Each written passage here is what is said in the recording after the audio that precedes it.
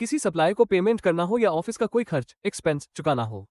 क्या आप भी पेमेंट एंट्री करते समय इस बात में उलझ जाते हैं कि किसे डेबिट करें और किसे क्रेडिट? तो अब टेंशन छोड़ दीजिए। मैं हूं आकाश और टैली सेंस के इस डे 7 ट्यूटोरियल में मैं आपको पेमेंट वाउचर F5 पास करने का वो सॉलिड और आसान तरीका बताऊंगा जिससे आपकी एंट्री कभी गलत नहीं होगी। चलिए, जैसा कि हमने हमारी कल वाली क्लासेस में डिस्कस किया था कि किस तरीके से हम काउंटर वाउचर का उपयोग कर रहे थे, तो एक बार हम क्विक रिवीजन ले लेते हैं, फिर हम लोग आगे चलते हैं। देखिए, जैसे कल की हम बात करें तो कल जैसे आपके साथ मैंने डिस्कस किया था कि भाई F4 जो काउंटर वाउचर होता है उसमें तीन तरीके की एंट्री हम लोग कर रहे थे। बैंक में हम डिपॉजिट कर रहे थे, विड्रॉल कर रहे थे, या फिर one bank to another bank transfer कर रहे थे। कैसे? तो जमा करने वाले केस में आपको यहाँ लिखना है कैश। यहाँ आप लिखते हैं बैलेंस, जो भी आपका पर्टिकुलर अमाउंट है वो आप लिखें। और यहाँ पर उस पर्टिकुलर बैंक का नाम आपको लिखना होता है जिस बैंक में हम क्या कर रहे हैं, जमा कर रहे हैं। तो अभी आप देखेंगे कि ये जो लिस्ट ऑफ लेजर अकाउंट है इसमें किसी का भी नाम नहीं है। तो हम यहाँ से आएंगे क्रिएट पर। क्रिएट पर आने के बाद आप लिखते हैं यस बैंक। और किसी भी बैंक में ट्रांजेक्शन तभी पॉसिबल है जब हमारा उसमें क्या होगा, अकाउंट होगा। तो अंडर हेड हम लोग यहाँ से पिक करेंगे बैंक अकाउंट। बस इसको आप एक्सेप्ट करेंगे कंट्रोल ए से। अगेन आप एक्सेप्ट करेंगे। जैसे ही आप एक्सेप्ट करते हैं तो आप ये देखते हैं कि आपका जो नंबर एक था वो इंक्रीज होके कितना हो गया, 2 हो गया। सेकंड, यदि आपको विड्रॉल करना है तो विड्रॉल वाले केस में आप यहाँ लिखेंगे बैंक। आप यहाँ बैलेंस देख रहे हैं कि 50,000 रुपीज अमाउंट है। जैसे फॉर एग्जाम्पल 20,000 रुपीज, 20,000 रुपये हमको विड्रॉल करना है तो 20,000 हमने लिखे। और यहाँ पर कैश ना लिखकर हम सॉरी, यहाँ पर हम क्या लिखेंगे, यदि हम विड्रॉल कर रहे हैं तो कैश लिखेंगे। और यदि हम ट्रांसफर कर रहे हैं तो हम उस बैंक का नाम लिखेंगे जिसमें हम ट्रांसफर कर रहे हैं। तो चूंकि हम विड्रॉल कर रहे हैं तो अभी फिलहाल हम कैश पिक करेंगे यहाँ से। और इसको आप एक्सेप्ट करते हैं। एक्सेप्ट करने के बाद यहाँ पर अगला जो केस बनता है वो ये आता है कि हम एक बैंक से, मतलब जैसे कल भी हमने देखा था कि one bank to another bank हम ट्रांसफर किस टाइप से कर रहे थे। तो उसके लिए आपको क्या करना है कि सबसे पहले आपको चूज करना है यस बैंक। यहाँ आप देखेंगे आपके पास बैलेंस है 30,000 रुपये। यहाँ आप लिखते हैं 10,000। और यहाँ पर कैश ना लिखकर उस बैंक का नाम आप लिखेंगे जिस बैंक में आप क्या कर रहे हैं, ट्रांसफर कर रहे हैं। तो यहाँ से आप आ गए क्रिएट पर। क्रिएट पर आप यहाँ लिख सकते हैं यूको बैंक। और किसी भी बैंक का अंडर हेड आएगा बैंक अकाउंट। इसको हम एक्सेप्ट करते हैं और एक बार फिर एक्सेप्ट करेंगे। तो ये हमारी कल वाली कहानी थी। इसके साथ मैंने आपके साथ दो बटन शेयर करी थी। जैसे यदि आपको डेबुक देखना है, दिन भर की सारी एंट्रीज देखना है, तो आप डेबुक पर जाते हैं। डेबुक पर जाने के बाद आप अपने कीबोर्ड से सिंपल Alt+F1 बटन प्रेस करेंगे। यदि आप चाहते हैं कि ये जो रिपोर्ट है इसका प्रिंट आउट ही निकल जाए तो आपको अपने कीबोर्ड से कंट्रोल पी करना है। कंट्रोल पी करने पर आप देखेंगे तीन ऑप्शन आपको विजिबल है, कॉन्फ़िगर, प्रीव्यू और प्रिंट। तो आप यहाँ से आते हैं प्रीव्यू पर। प्रीव्यू पर आने के बाद हम यहाँ से हम क्लिक करेंगे जूम पर। तो आप देखेंगे इस तरीके से हमारे पास क्या आ गया, एक हमारा पेज आ गया जिस पे हमने तीन एंट्रीज करी है। तो ये कल तक की कहानी थी, जितनी कहानी मैंने आपके साथ डिस्कस करी है। दोस्तों, वीडियो में आगे बढ़ने से पहले एक छोटी सी जानकारी। अगर आप टैली प्राइम को सिर्फ ऊपर ऊपर से नहीं बल्कि एक प्रोफेशनल अकाउंटेंट की तरह एकदम प्रैक्टिकल तरीके से सीखना चाहते हैं तो आप हमारे 35 days live tally prime course का हिस्सा बन सकते हैं। इस कोर्स में मैं आपको लाइव ट्रेनिंग देता हूं, साथ ही आपको प्रैक्टिस के लिए डेली असाइनमेंट्स, नोट्स और हर क्लास की रिकॉर्डिंग भी मिलती है, वो भी एकदम आसान हिंदी में। अगर आप सच में अपनी अकाउंटिंग स्किल्स को नेक्स्ट लेवल पर ले जाना चाहते हैं तो रिकॉर्डेड कोर्स लिंक नीचे डिस्क्रिप्शन और पिन किए हुए कमेंट में है, वहां जाकर आप डिटेल्स चेक कर सकते हैं। सारी बातें कल की थी। अब हम चलते हैं आज की क्लास पे। तो आज की क्लास जैसे आप इस स्लाइड में देख पा रहे हैं, जो डे 7 है हमारा, जिसमें हम डिस्कस करने वाले हैं पेमेंट एंड रिसिप्ट्स बाउचर। तो आज हम केवल एक ही बाउचर डिस्कस करेंगे जिसका नाम है पेमेंट। ये जो एक पेमेंट बाउचर है उसको ही हम डिस्कस करने वाले हैं। तो पेमेंट के लिए हम क्या करते हैं कि पेमेंट बेसिकली क्या है कि हम जैसे कोई व्यक्ति हमारे यहाँ काम करता है तो हम उसको क्या देते हैं, अमाउंट पे करते हैं। इवन किसी वस्तु का यदि हम उपयोग करते हैं, जैसे आप रिचार्ज कर रहे हैं, इसके बाद फिर आप ट्रेवल करते हैं, तो कहीं भी मतलब कोई कहीं कुछ ना कुछ आपका खर्चा है। तो जैसे ही खर्चा होगा तो सारी जो खर्चों की एंट्री है या जितना भी ऑल ओवर एक्सपेंसेस होता है उसको हम रिकॉर्ड करेंगे पेमेंट वाउचर में। रिसिप्ट तो अभी आपको करना ही नहीं है, रिसिप्ट सब कल की बातें हैं। तो चलिए पेमेंट पर मैं आपको लेकर चलता हूँ। देखिए, जैसे कल आप क्या कर रहे थे, यहाँ से आप आ गए थे F4 पे। आज आपको F4 पर ना जाके आप यहाँ से जाएंगे कहाँ पर, F5 पर, पेमेंट पाउचर पर।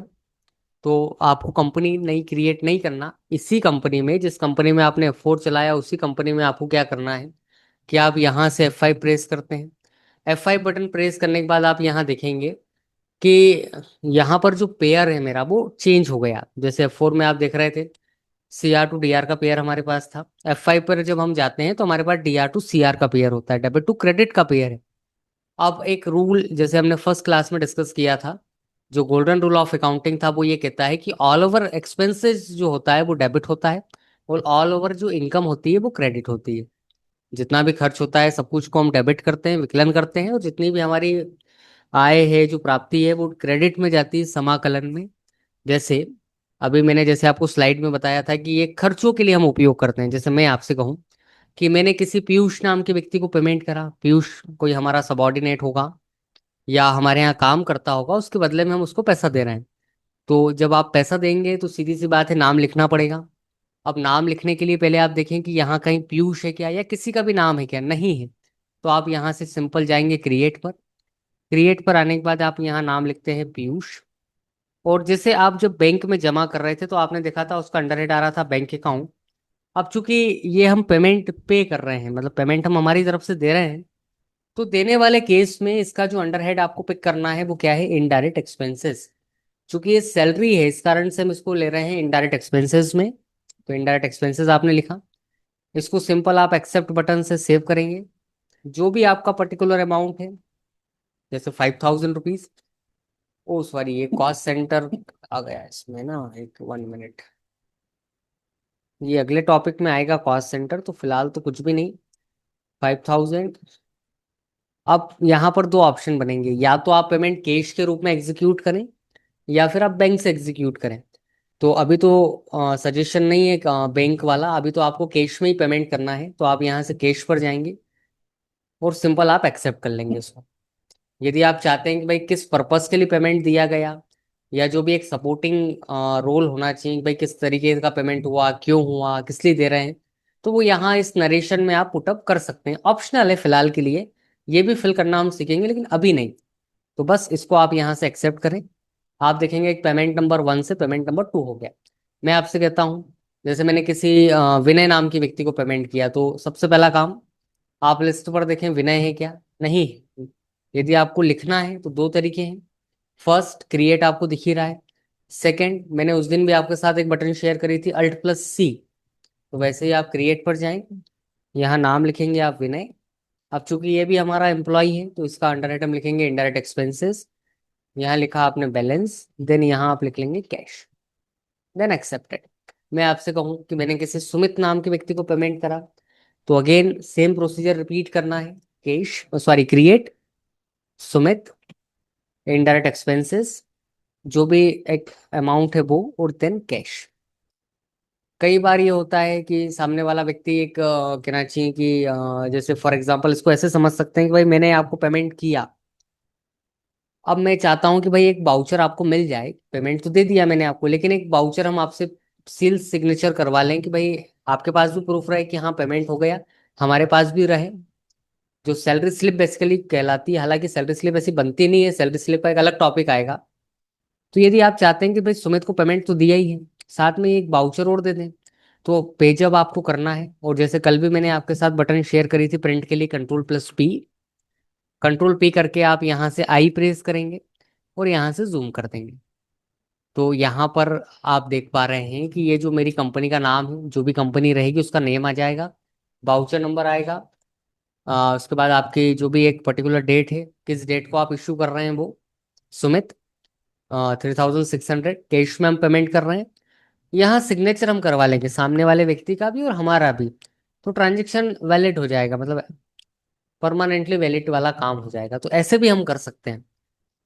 और यदि आप चाहते हैं कि नहीं ऐसा कुछ भी नहीं है भाई, कोई ऐसा कोई बहुत बड़ा इशू नहीं, पेमेंट तो दे ही दिया, आप सामने वाला बदलेगा थोड़ी नहीं कोई, तो यदि आपको अपने लिए देखना है कि भाई दिन भर की कितनी एंट्री आए, तो आप डेबुक पर जाएं। डेबुक पर जाकर ठीक जैसे कल मैंने आपसे कहा था कि Alt+F1 आप करेंगे, सारी एंट्री आपको विजिबल है, काउंटर ऑफ पेमेंट। यदि आप प्रिंट आउट चाहते हैं तो सिंपल वही Ctrl+P। Ctrl+P के बाद आप आई प्रेस करेंगे और आई प्रेस करके आप जूम कर देंगे। तो आप देखेंगे इस तरीके से हम क्या कर पा रहे हैं, काम कर पा रहे हैं। तो ये कहलाता है पेमेंट का फर्स्ट ऑप्शन, जिसको हम क्या कहते हैं, तो क्या कहते हैं कि आपने किसी व्यक्ति को पेमेंट किया। अब यदि हम बात करें कि हमारे पास जो वर्कबुक है उस पे काम कैसे होगा, या उसके अकॉर्डिंग काम करके देखें, तो देखिए यहाँ लिखा हुआ है रेंट पेड, किराया दिया है आपने, मेंशन नहीं किया कौन सा रेट रेंट है, मतलब पेमेंट तो है लेकिन रेंट कौन सा है, हाउस रेंट है, शॉप रेंट है, ये मेंशन नहीं है। तो आप सिंपल एक काम करेंगे, बाउचर पर चलते हैं, यहाँ लिखते हैं हम रेंट, और सॉरी रेंट। अब चूंकि रेंट है तो ये डायरेक्ट एक्सपेंस का फिगर है, तो यहाँ डायरेक्ट एक्सपेंसेस हम लिखेंगे। जो भी अप्रॉक्स अमाउंट कितना दिखा रहा है, 5000 रुपीज। बस टैली पर आप लिखेंगे 5000, देन कैश। ये हो गया एक हमारा, जो वर्कबुक में हमारा पहला असाइनमेंट है, प्रैक्टिकल 1 है, उसको हमने कर लिया। सेकंड आप देखिए, सैलरी पेड, सैलरी दी है लेकिन किसी का नाम मेंशन नहीं है, तो आप सिंपल सैलरी के नाम से लेजर बना लेंगे। यहाँ लिखा आपने सैलरी, इनडायरेक्ट एक्सपेंसेस में इसको लेंगे हम। जो भी एक अमाउंट है आपका कितना है, 12000 रुपीज, और देन कैश। अब यदि आपको ये लिखना है कि भाई किसको पेमेंट करना है, मतलब किया किसको, हालांकि ये तरीका भी सही है, आप चाहते तो नाम भी लिख सकते थे पहले जैसे हम कर रहे थे, वो तरीका भी सही बनता है। ऐसे लिखेंगे तो कहीं ना कहीं ये कंफ्यूजन रहता है कि भाई सैलरी दी 12000 रुपीज, लेकिन किसको दी भाई, क्या नाम है, क्या करता है, किस पोस्ट पर है, क्या डेजिग्नेशन है। तो अभी आपको कुछ भी नहीं करना, आप सिंपल एक्सेप्ट करेंगे। ये इसका जो इम्पैक्ट है वो कहाँ पड़ता है वो मैं आपको बताता हूँ। जैसे कल मैं आपको डेबुक शेयर कर रहा था, आज आप चलिए प्रॉफिट एंड लॉस पे। तो यहाँ से हम आ गए प्रॉफिट एंड लॉस पे। जैसे कल हमने Alt+F1 से बड़ा किया था, आज भी हम बड़ा करेंगे। तो यहाँ देखिए इनडायरेक्ट एक्सपेंसेस के अंतर्गत पहले तो रेंट की बात करें, डायरेक्ट एक्सपेंसेस में दिखा रहा है 5000। पीयूष, सुमित और विनय, ये खर्चों में शो हो रहे हैं। सैलरी आप अलग से बता रहे हैं 12000 किसको दी, ये मेंशन नहीं है। तो इस तरीके से हम बता रहे हैं टोटल ऑल ओवर हमारा एक्सपेंसेस है, कोई भी इनकम हमारे पास आई नहीं। तो इस तरीके से ये हमारा क्या हो गया, एक प्रकार का लॉस हो गया 31600 का, 31600 रुपये का क्या होता है, हो जाता है लॉस। क्योंकि इनकम कुछ भी नहीं है फिलहाल के लिए और सारे खर्चे ही हैं हमारे। कैसे देखना एक बार और देख लें, हम प्रॉफिट एंड लॉस पे गए और यहाँ से आप Alt+F1 करेंगे तो ये डिटेल आपके सामने आ जाएगी। तो ये पहला पॉइंट है F5 का, जिसको हम कहते हैं कि आपने क्या करा है, किसी व्यक्ति को पेमेंट करा है। तो इसको लेकर और कल वाला जो हमारा टॉपिक था उसको लेकर किसी तरीके का कोई डाउट हो, कोई क्यूरी हो, तो अब आप मुझसे पूछ सकते हैं। ये हमारा आज का इसमें है। एक पॉइंट हम और डिस्कस करेंगे, इसको क्लोज नहीं कर रहे हैं। F5 में एक पॉइंट और ये समझते हैं कि देखिए एक तरीका तो ये है कि भाई आप जब किसी व्यक्ति को पेमेंट करते हैं तो आप इस तरीके से करते हैं। एक टर्म आपने सुनी होगी जिसका नाम है इन्वेस्टमेंट। इन्वेस्टमेंट बेसिकली क्या होता है कि जैसे जैसे आपने किसी व्यक्ति को पेमेंट दे दिया, ये खर्चा हो गया। इन्वेस्टमेंट में आज पैसा हमारे पास से जाता है लेकिन कुछ समय बाद ये पैसा हमको रिटर्न मिलेगा विथ इंटरेस्ट। जैसे आपने बैंकों में एफडी का नाम सुना होगा, आरडी का नाम सुना होगा। एफडी मतलब फिक्स्ड डिपॉजिट हो गया, आरडी मतलब रिक्यूरिंग डिपॉजिट हो गया, म्यूचुअल फंड, शेयर, बॉन्ड, ये सारे जो कंटेंट है, डेबेंचर भी एक प्रकार का इन्वेस्टमेंट टाइप ही हम मान सकते हैं। तो ये सारे जो पर्टिकुलर कंटेंट है इसमें ये होता है कि भाई आज पैसा हमारे पास से भले ही जा रहा है लेकिन कुछ समय बाद ये पैसा हमको मिलेगा विथ इंटरेस्ट। कैसे, सबसे सरल पॉइंट है टैली का। जैसे मैं आपसे कहूं कि भाई मैंने किसी बैंक में एफडी कराई, तो मुझे क्या करना होगा कि मैं यहाँ से जाऊंगा क्रिएट पर।